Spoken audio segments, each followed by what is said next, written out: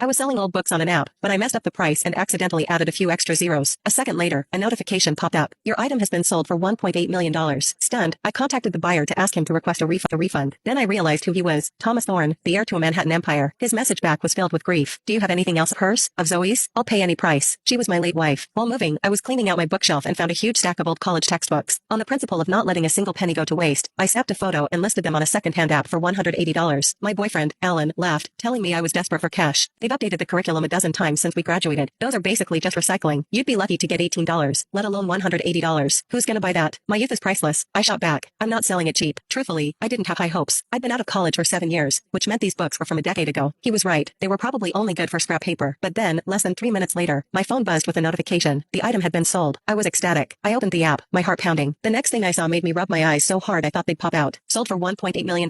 What the hell? Did I accidentally set the currency to yen or something? I frantically checked my other listings. The dollar sign was right there, mocking me. Then I remembered. When I was typing in the price, my hand had slipped, and I must have hit the zero key a few too many times without noticing. And the buyer, he must not have looked at the price either. A wave of nausea washed over me. I mean, who buys something without even glancing at the price? He couldn't tell the difference between $180 and $1.8 million. And how does someone that clueless still have $1.8 million sitting in their bank account? This was just too much. I clenched my fists, took a couple of deep breaths to calm my racing heart, and opened the chat window. I sent the buyer a polite smiley face. Hi, so sorry, I made a mistake with the price. Could you please request a refund? He replied instantly. A mistake? What do you mean? You think it's too little? Name your price. I stared at the message. Had the world gone insane? Or had the dollar suddenly become worthless? How could I possibly think $1.8 million was too little? Was this guy even speaking English? I clicked on his profile. The avatar was blank, but his username was 3 words that made my heart stop. Thomas Thorne. My pulse immediately went into overdrive. Thomas Thorne, the infamous heir to a Manhattan empire. A man so wealthy and handsome he was practically a national treasure. It wasn't just family money, either. He was brilliant in his own right, having founded a tech company a few years back that went public within a year. At the product launch, he'd stood on stage in a sharp black suit, all long legs and chiseled, icy features, driving the audience wild. People were screaming for him to ditch business and become a movie star. If it was him, then the crazy price suddenly made a twisted kind of sense. Moguls like him operate in a different financial plane. I typed back, my fingers trembling with reverence. Mr. Thorne, I genuinely listed the price incorrectly. Thomas, what was the original price? And do you have anything else that belonged to Zoe? I'll buy everything of hers. You can name whatever price you want. I stared at the screen, reading his words over and over for 3 solid minutes. Zoe is me. I am Zoe. But how did that make sense? How could the Thomas Thorne possibly know me? He was a titan of industry, a prince of New York. I was just a nobody from Boston, grinding away at a 9 to 5. Our worlds couldn't be further apart. When I didn't reply, a voice message came through. I'm sorry. I got a little carried away. I hope I didn't frighten you. He paused, and when he spoke again, his voice was heavy with a sorrow that felt gut-wrenchingly real. Zoe was my late wife. Anything that was hers, it meant everything to me. If you have more of her things, I beg you, please sell them to me. His voice was distinctive,